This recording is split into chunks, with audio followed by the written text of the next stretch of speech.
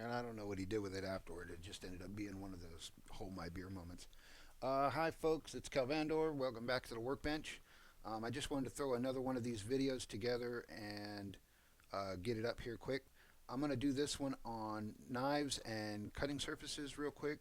Um, uh, when I first started doing all of this, almost 20 years ago, YouTube wasn't available. Internet didn't really have much, so most of my learning was from books. And the ones that I found that were the easiest to deal with were the ones by Al Stolman. So I've kind of become a disciple of his. One of the books that I got a hold of was this one, Leathercraft Tools, How to Use Them, How to Keep them Sharp. And a lot of my current knowledge and usefulness comes from books like that. I'll leave a link down below where you can pick that book up. But one of the things that I found was um, the first set of tools that I got my hands on was from an estate sale, and it included a couple of these, which are known as either round knives or head knives, depending on the geometry. The head knives will actually have an edge that goes back a little further and a little divot here. And normally when you see these, they come with a handle that's about, this long off the end. And I've seen a lot of people use these where they're grabbing them by the handle and trying to use them with the blade sticking out. And there's really nothing wrong with that. But one of the things that the book that I just showed you demonstrated was you can customize these to your own hand, and when you do that, they become a lot more useful. Um, and what he suggests to do is take a measurement of these to where the handle's going to hit right about in the cup of your palm here, and cut the handle back so that when you're holding it, you will end up grabbing the knife in a pinch maneuver like this, and that handle butt will sit right there in the palm of your hand. I know the lighting's not great. What that allows you to do is it allows you to get a whole lot of control when you're cutting leather with these, um, either long stretches or around corners. When you're starting a leather cut, you can punch straight down on one, and if you're cutting corners, rock the blade back to where the handle's almost touching. And the technique here is to use the handle pushing against your palm for the force for the cut to move the knife forward and away from you. And if you're on the back side, your tip is going to be very small so that you can cut around a corner pretty tight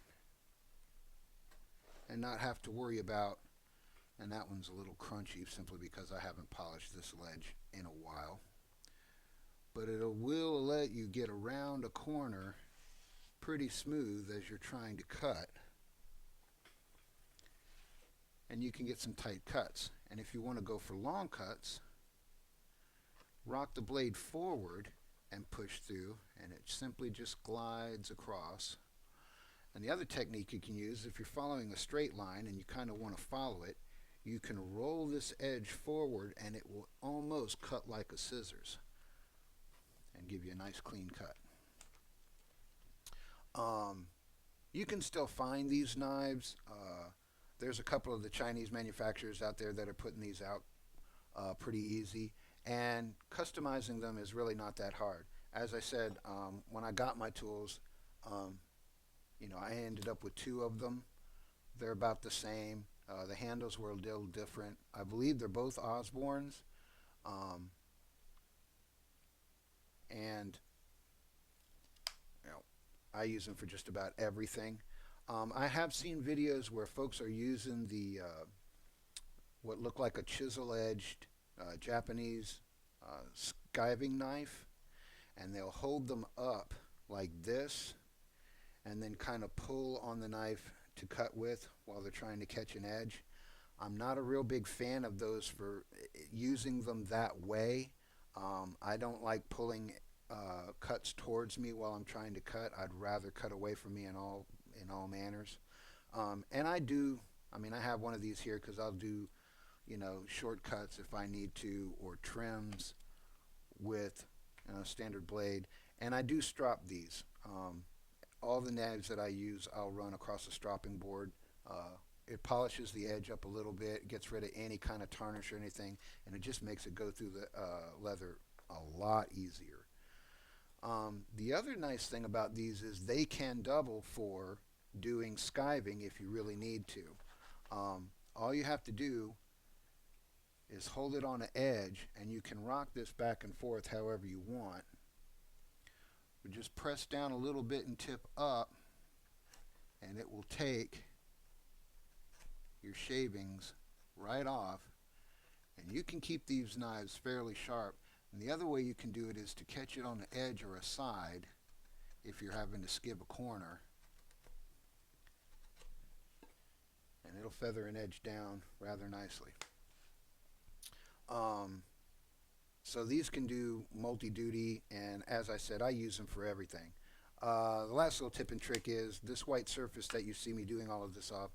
This is a nylon cutting board like you would get in a kitchen store. It's hard, it's great. Knives don't tend to catch in it while you're cutting through a surface. They do get scarred up while they're being used, but they tend to last a long time. I've had this one for a while. I prefer them to the black rubberized cutting boards as a cutting surface, simply because I tend to find that knives will get into this and then the rubber will grab them and make them drag, and I'm just not a fan of that. I do use these for punching surfaces because, well, you got to protect your punch edges, and this is great stuff for that. So just something you might want to look at. You can pick these up at Walmart for almost next to nothing as far as what it is. Get as big a one as you can find. The larger the better, especially if you're cutting larger pieces. And that's pretty much it. I'm going to try and get this up. And thanks for watching. If you like what you see, hit the like button down there. It helps everybody out. And hopefully I'll see you on the next one.